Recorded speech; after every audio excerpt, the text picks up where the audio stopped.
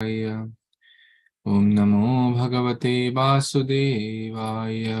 Narayanam Namaskrityam Naram Chaiva Narottamam Devim Saraswatim Vyasam Tato Jayam Udirayet. Nashtaprayeshu Abhadreshu Nityaṁ bhāgavata-sevayā. Bhagavati Uttamashloke Bhaktir Bhavati Nashtaki. Aradhayo Bhagavan Vrajeshatanayas Tadhama Vrindavanam. Ramya Kachitupasana Vrajavadhu Vargena va Kalpita. Śrīmad-Bhāgavatam pramanamamalam prema pumartho mahan. Śrī Caitanya Mahāprabhu matamidam tatradharana paraha. Nama Om Vishnu Padaya Krishna Pristhaya Bhutale Srimate Bhakti Vedanta Swamin iti namine. Namaste Saraswate Devi Gauravani Pracharine Nirvishesha Shunyavadi Paschata Deshatarine. Jai Shri Krishna Chaitanya Prabhu Nityananda Shri Advaita Gadadhar Srivasadi Gaura Bhakta Vrinda. Hare Krishna Krishna Krishna Hare Hare. Hare Rama Rama Rama Hare Hare.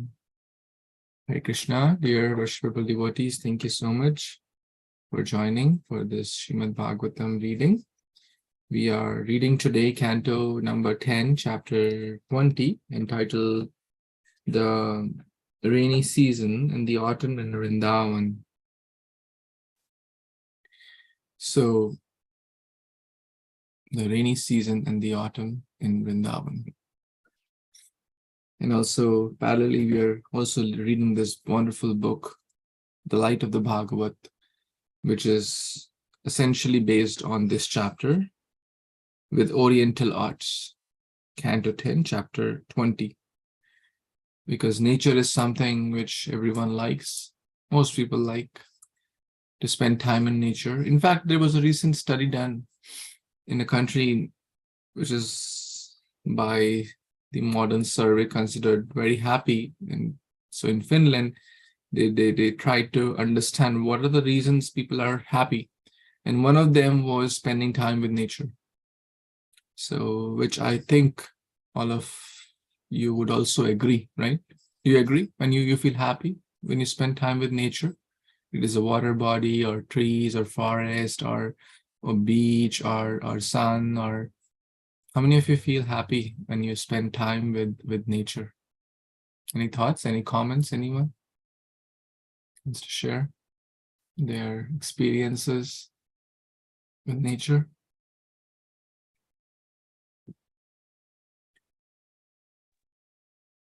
Hare Krishna Prabhu, Dandavat Pranam, Jai Srila Prabhupada. Actually, right now I'm sitting outside in my patio, enjoying the nature. So beautiful. That's why I moved to Alachua from DC. Hari Bol. Yes. Wonderful.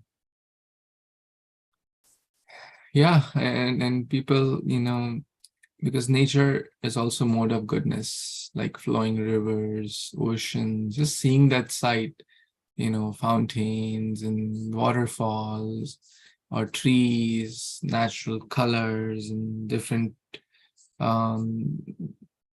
beauty of the all beautiful. Yeah. And a Krishna conscious person sees the hand of God in every aspect. So with that, let's continue with the next verse, which is text number 12 in this chapter. Kshetrani shasya sampadbhi karsakanam udam dadu manina anuttapam vai devadhinam ajanatam. Translation and purport by the disciples of His Divine Grace, Abhecharana Aravinda Bhaktivedanta Swami Śrīla Prabhupada ki Jai.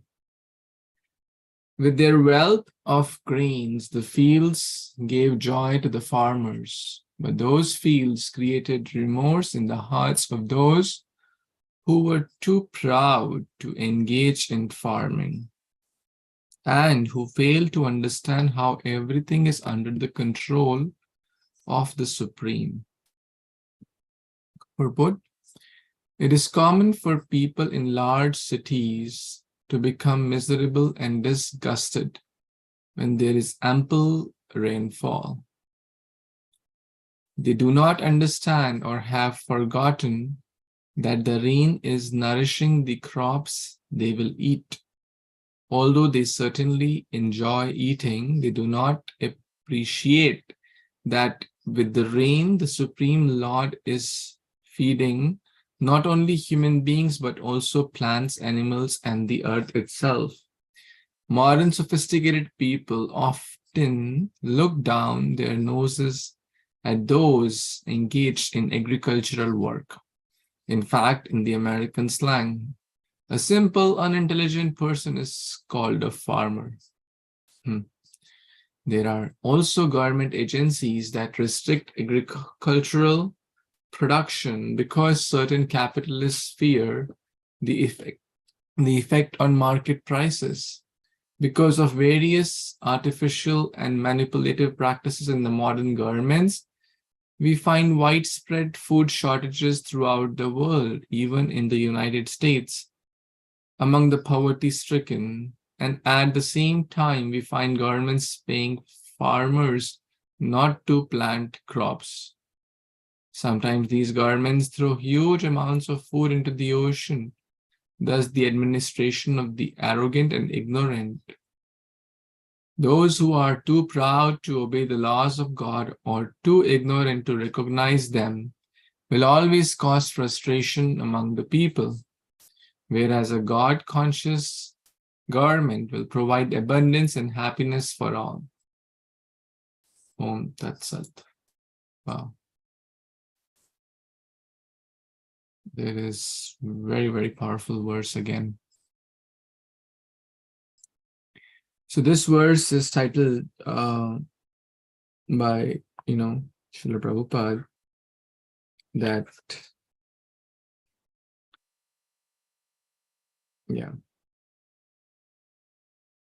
the the principle of capitalism and that agricultural, Prabhupada is writing in this book, the Light of Bhagavata. Agriculture is the noblest profession. Prabhupada is writing this. It makes the society happy, wealthy, honest, and spiritually advanced for a better life after death. Therefore, God's gifted professions for mankind are agriculture and cow protection. I repeat, Krishna's gifted profession for mankind are agriculture and cow protection. But unfortunately, how many people really try? As Prabhupada is saying, the disciples are mentioning, the slang, illiterate, uneducated people, they do this. They are farmers. They're good for nothing. Therefore, they're doing farming. But that is not true. I mean, we can survive without cars, right? Can we survive without grains? We can survive without fancy washing machines or fancy drones and fancy jet planes, right? We can survive without them. But can we survive without grains? Can we survive? No. The answer is no. Can we survive without water? No. But unfortunately, the core things, these are the core fundamental things, right? Fruit, grains, vegetables, etc. We cannot survive. They are required. Good water. But hardly anyone is paying attention. In fact, those who are paying attention are, manipulated, as Prabhupada is writing here. And they are considered fools. They are considered not given proper amounts. And those who are managing them, the capitalists, they artificially bump up the market prices and throw the food in the ocean. And all that is happening even now also. So, again, let's be part of the solution than to be part of the problem. Prabhupada is writing, when the farmers are satisfied by luxurious growth of food grains, the capitalists become gloomy at heart. So the real wealth is Godhan, Krishi Godhan, land and cows. Rest everything is artificial. And we see that, banks are collapsing, economy is quite uncertain. But those who have land and cows, they'll be happy. They're like self-sustained. They can manage their whole lives in the land and with cows. They'll grow some produce, they'll eat that. Cows will give milk, cows will give manure to feed to the land. Cows will give, they will take care of the grass. So it's like a natural ecosystem. But very few people are really trying to be part of the solution. So we must try our best to be part of the solution and not be a part of problem. Any other thoughts anyone has?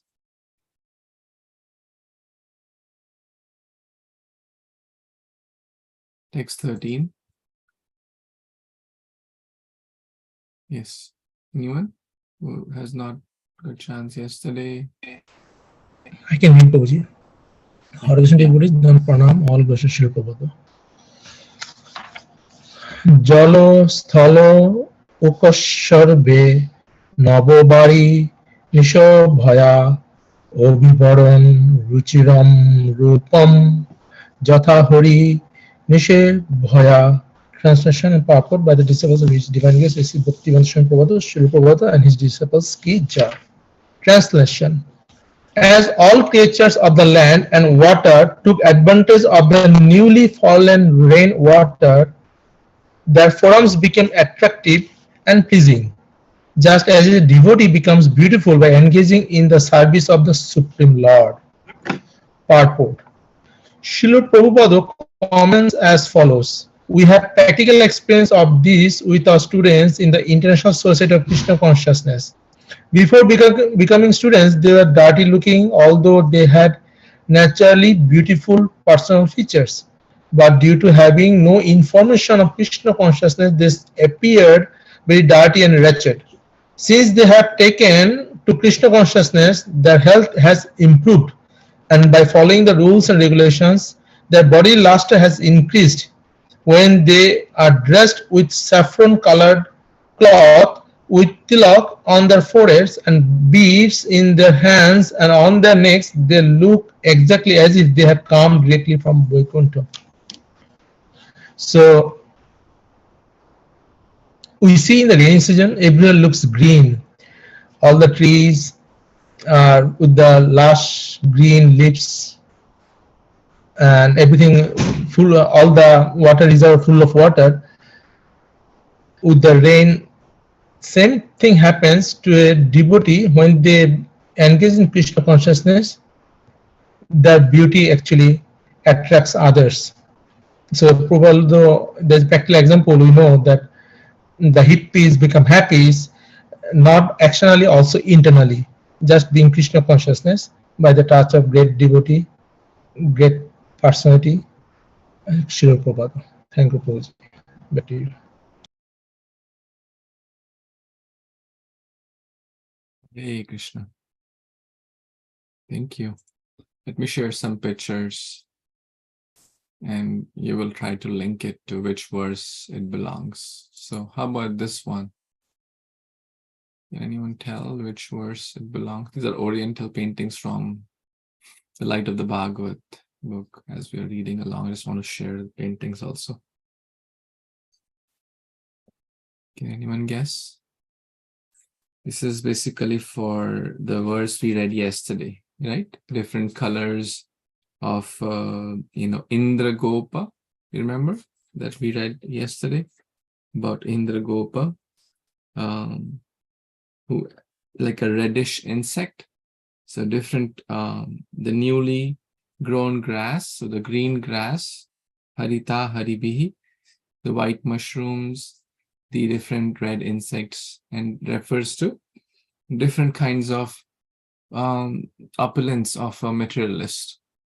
But we discussed either the flower withers or the gardener withers or is gone. Okay, next one. How about this one? Any thoughts to what verse, which verse it links to?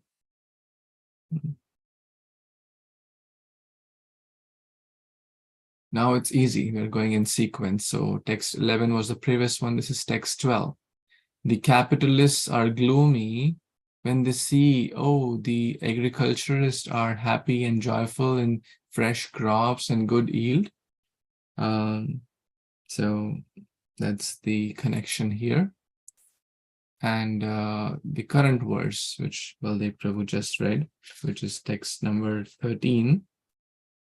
The newly fresh grass, very attractive, very pleasing. As the rain falls, everything gets a new life. And Prabhupada, the analogy is that similarly, when we take bath in the nectarian water of the holy name, we become pure, we become cleansed of all the dirts and the impurities, Chetudarpana Marjanam, and internally and externally, right? Om apavitram pavitro va sarvavastam gatopi va yasmare pundari kaksham sa abhyantar sa bhayan abhyantar shuchi. Andar se, bahar se. Externally, internally. Shuchi, when becomes purified. Another beautiful verse. Shuchi hoy, muchi hoy, ye Krishna tyaje. Muchi hoy, shuchi hoy, ye Krishna bhaje. Again from Caitanya-caritāmṛta. Shuchi means clean. Shuchi becomes muchi when we forget Krishna. Shuchi hoy, muchi hoy, ye Krishna tyaje, when we give up Krishna. But muchi hoy, muchi means one who's unclean, have bad habits and wrong things, indulge in, like Prabhupada is quoting, they were, Prabhupada's initial students. They were they were dirty looking, as Prabhupada is mentioning, had bad habits, and but then they became very beautiful. Muchi hoy, shuchi hoy, ye Krishna bhaje. By taking bath in the rain of Krishna consciousness. And we see that in our lives also. Our thoughts become pure, our intentions towards others become pure, our words become pure, our habits become pure, our desires become pure, if we the more sincerely we take to Krishna consciousness. Any other thoughts anyone has?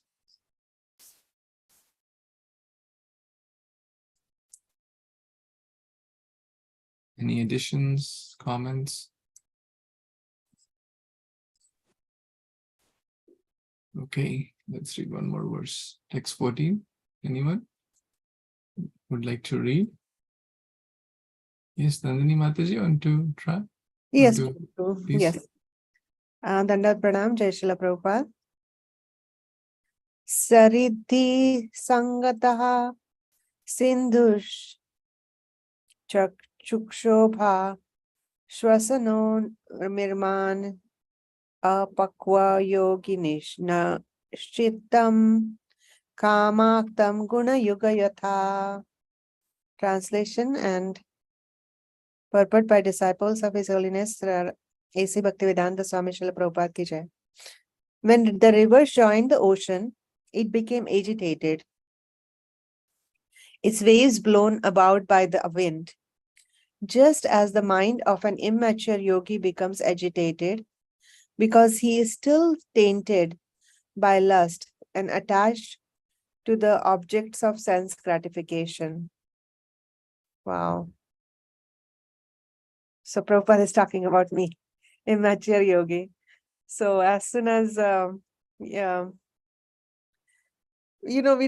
try to chant Krishna, but there will be 100 thoughts running through my mind, and 100 errands will all of a sudden become urgent, and you try to divert your attention, then you try to come back to your chanting, then it's like that some days. Some days are good when the chanting,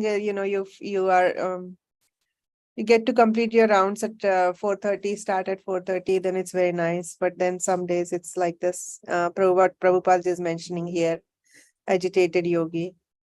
Hare Kṛṣṇa, like an immature yogi who is agitated like the river. Such a beautiful analogy. Back to you, Prabhu. Thank you.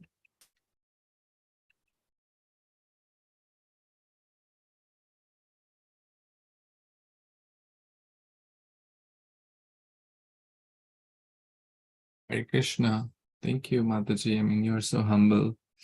And yeah, I know you are so doing so much for Prabhupada's mission and always thinking about distributing, sharing Krishna consciousness in newer and newer ways.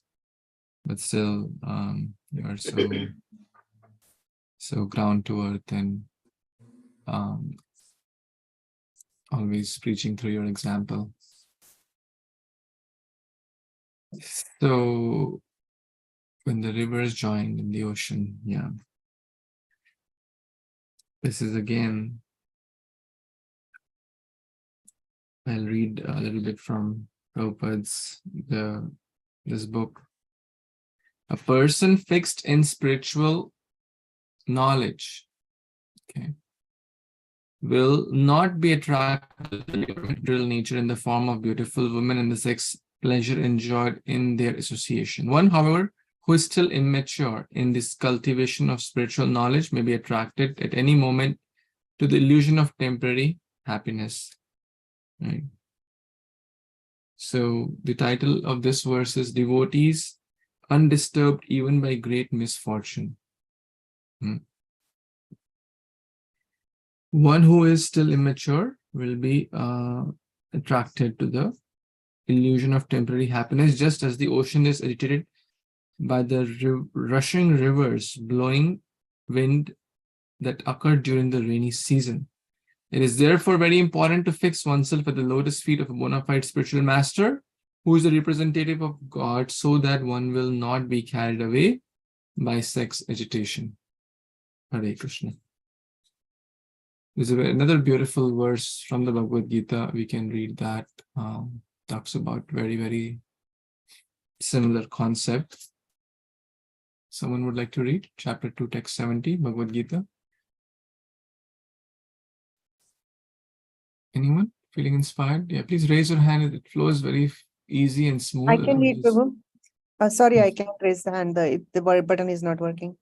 Okay. Apuryamanam achala apratishtham achala pratishtham samudramapa pravishanti advat tadvat kama yam pravishanti sarve sashanti mapnauti na kama kami.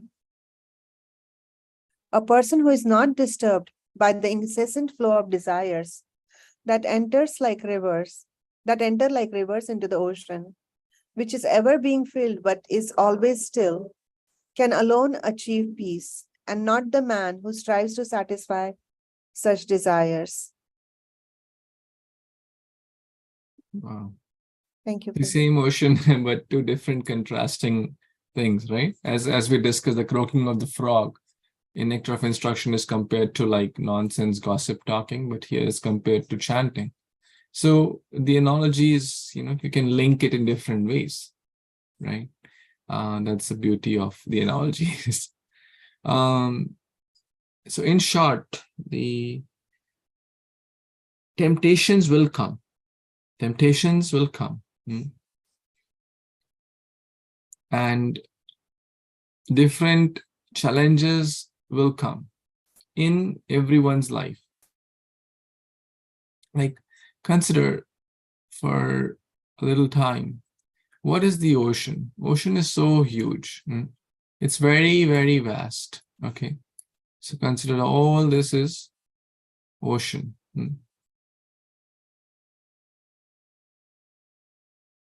And what comes in the ocean are rivers from different directions, right?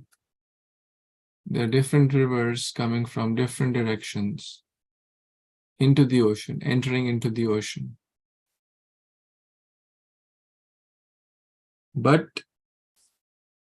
And so this ocean is compared to our mind.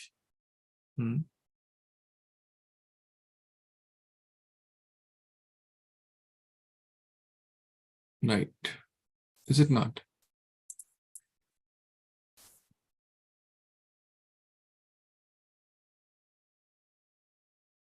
this ocean is compared to the mind. And what are the different rivers compared to? Desires. Anyone said that? Desires. Desires. Yeah, desires, thoughts, provocations, right? Agitations, challenging situations, whatever we can say. So all these are connected. A bad thought, someone said something foul, and we are suddenly reacting to it, right? That means we are not stable, immature. Some desire came and we immediately gratified that. That means immature. So thoughts will come, right? But how we react, how the ocean of mind is reacting to it, right? That Krishna is teaching in Bhagavad Gita. How is it reacting? A person who's not disturbed by the incessant flow of desires, which is like the rivers, into the ocean, which is ever being filled, but still. Wow, so poetic. Ever being filled, but always still, can alone achieve peace and happiness, and not the man who tries to satisfy the desire. So if a provocation came, the urge came, and we just fulfill that's not greatness. The greatness is in tolerating. Tams titikshva subharata, we discussed yesterday also. Titikshva karunika. Titikshva, tolerance is encouraged, in so many words. So from somewhere, someone will say something, or somewhere someone will, some bad thought from past may come. From somewhere, some so many different things may come, but we have to be calm, stable, and not overflow. That means you have to go deeper. Ocean may be rough on the surface. Prabhupada also gives this, but when we go deeper, it's very deep, calm, and peaceful and happy. So that's a few lessons from the ocean, referring to Bhagavad Gita also, text 2.70. So the goal is basically, yes, we have to try to mature in our bhakti. I'm just repeating it for myself. I'm very immature and have lots and lots of shortcomings. But the goal, the idea is we try to mature ourselves. So this is a picture for this verse. Did I share the picture for last verse? Okay, I did. Here's a picture. You see, winds, oceans, turbulence, right? This is immature yogi, right? But mature yogi, stable, like Bhagavad Gita 2.70.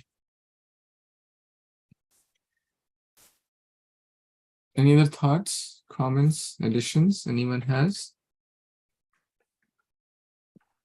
Prabhuji, Hare Kṛṣṇa. Very bold. Yes, Mata. Yes, Prabhuji, I am very much enchanted to see the power of writing of Prabhupada. Very The much power enchanted. of writing, yeah. By the power of writing of Prabhupada, I said, he writes so much about the literary work I'm referring to, even about the social and political backgrounds of all countries, of governments and all. He's so powerful. I just enjoy, and the comparison of the clouds and all. If the devotees are still students, they can write so much about literary work of Prabhupada, no? We missed that when we were young. And I just enjoy this comparison, of the clouds, of the rains, and compared to those devotees, silent devotees, mature devotees, immature devotees. So nice, Prabhupada is writing that so nicely. That's my comment, Prabhupada. Back to you. It's so wonderful, so wonderful. Absolutely. And that's what the greatness of Shukadev Goswami, who is basically writing this, that they can, they are so they give us the medicine in a sugar, like how a mother would give a medicine to a 2-year-old, 3-year-old.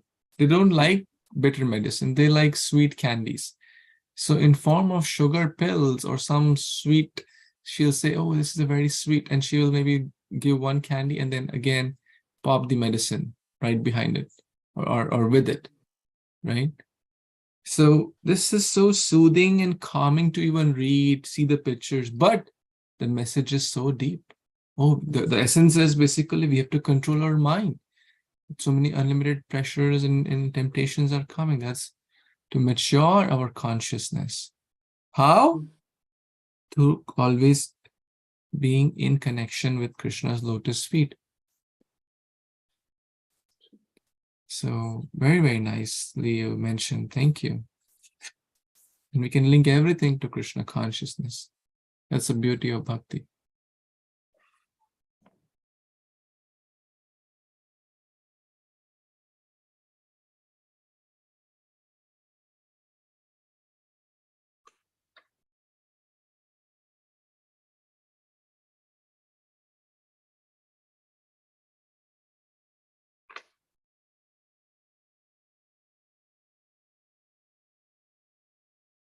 Anything anyone else wants to add or subtract or multiply?